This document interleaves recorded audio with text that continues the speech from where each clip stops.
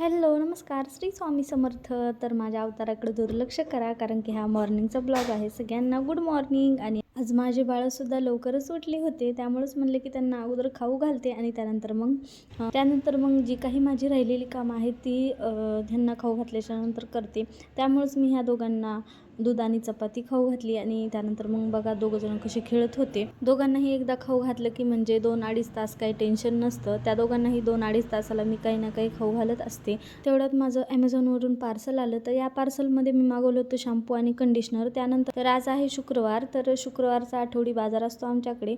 तर आई गेल्या होत्या बाजारामध्ये आणि तुम्हाला सगळ्यांना प्रश्न पडला असेल की हा बाजार कुठून आणलाय. तर ज्ञानूची आई आली होती, तर येता वेळेस हे सगळं घेऊन आल्या होत्या. तर तेच दोघंजणही खुशीसोबत खेळत होते. तोपर्यंत म्हणलं की हे सगळं व्यवस्थित निवडून फ्रीजमध्ये ठेवते.